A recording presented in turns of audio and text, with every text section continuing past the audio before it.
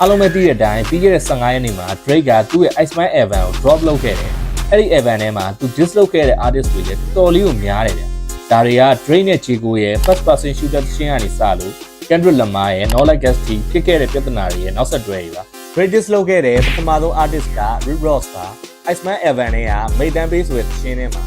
I was Aiden Ross with streams before Aiden Ross had ever streamed. Drake က Aiden Ross streaming တွေမလုပ်ခင်တည်းကငါ Rick Ross ကို stream တွေများအောင်လုပ်ပေးပြီးသားဆိုပြီးတော့ပြောလိုက်တာပါ။ဘာလို့လဲဆိုတော့ Rick Ross ရဲ့ YouTube streaming များဆုံးဖြစ်တဲ့ Aston Martin နဲ့ Spotify streaming များဆုံးဖြစ်တဲ့ Manny and the Grey က Drake နဲ့ collab လုပ်ထားတာပါ။နောက်တစ်ယောက်ကတော့ DJ Mustard ပါ။သူကတော့ Kendrick Lamar ရဲ့ No Like His Beat Producer ဖြစ်ပါတယ်။ Kendrick Lamar နဲ့အတူ Super Bowl ပွဲမှာဘယ်လိုတွေပွဲခံသွားလဲဆိုတာအားလုံးလည်းအသိပါပဲ။အဲ့ဒါကို Drake က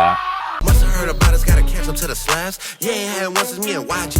Rack City, bitch, we remember that. Damn, you should try and get back to that. Drake နဲ့ YG 2 DJ Master B ပေါ်မှာစုထားတယ် Who Do You Love ဆိုတဲ့ချင်းရှိပါတယ်။အဲ့နောက်ပိုင်းမင်းမှာဘာဟစ်ဆောင်မှမရှိတော့ဘူး။ Vassili လိုချင်းမျိုးတွေပဲမင်းပြန်လုပ်တင်တယ်လို့ပြောလိုက်တာပါ။ Vassili က Tiger နဲ့လှုပ်ထားတာဖြစ်ပြီး2017ဝန်းကျင်မှာအရင်အောင်မြင်ခဲ့တဲ့ချင်းပါ။ Drake က Dr. Dre ကိုလည်း Maidan Remember ချင်းထဲမှာ diss ခဲ့ပါသေးတယ်။ Dr. Dre က Kendrick Lamar ရဲ့ The Pop-Up Concert မှာNola Gas ကို I See Dead People ဆိုပြီးသူကိုယ်တိုင်ဆယ်မှာ open လုပ်သွားခဲ့ရပါ If Drake took out the AK, maybe he'd be in jail. I heard they got special places in hell for niggas joking about evil when they did it themselves. Damn. Drake ဆိုတဲ့ spelling မှာ A နဲ့ K ကိုဖြုတ်လိုက်ရင် DI Dre ဆိုပြီးကြံပါတယ်။သူက Dr. Dre ကို target လုပ်ထားတဲ့အကြောင်းပြောနေတာပါ။ချားတယောက်ရဲ့မကောင်းတဲ့အရာတွေကိုတောင်းပြောင်းပြီးကိုယ်တိုင်ကျိုးလွန်နေကြတဲ့ကောင်တွေအတွက်ငရဲမှာ2နေရာရှိရလို့ပြောလိုက်တာပါ။90ခုနှစ်ဝန်းကျင်မှာ Dr. Dre က Diva နဲ့ဆိုတဲ့အမျိုးသမီးကိုကျန်းဖတ်ရိုက်နေပြီး physical assault ကျူးလွန်ထားဦးပါတယ်။နောက်တစ်ယောက်ကတော့ LA Lakers က NBA player LeBron James ပါ။ Drake နဲ့ LeBron ကြား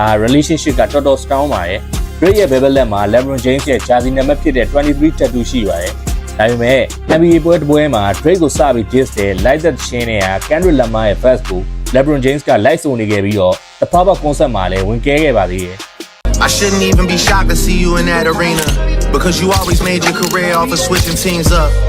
Drake ကငါမင်းကိုအဲ့ဒီ arena ထဲမှာတွေ့တာမအံ့ဩဘူး။ Mid career တစ်လျှောက်လုံးမှာလည်းအသင်းတွေခဏပြောင်းပြီးတာကူးလုပ်ခဲ့တာပဲလို့ပြောလိုက်တာပါ။ DJ Khaled ကိုလည်း Drake က Mid Palestine တစ်ယောက်ဖြစ်ပြီးလက်ရှိဖြစ်နေတဲ့ case တွေပေါ်မှာဘာလို့နှုတ်ပိတ်နေရလဲ။ Free Palestine လို့ပြောဖို့တော့ဘာကြောင့်ဝင်လေးနေရလဲဆိုပြီးတော့ပြောထားပါသေးတယ်။ And your people are still waiting for a free Palestine, but apparently everything is in black and white and red and green.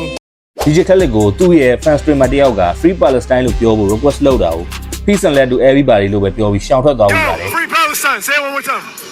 Free Palestine. He should love everybody.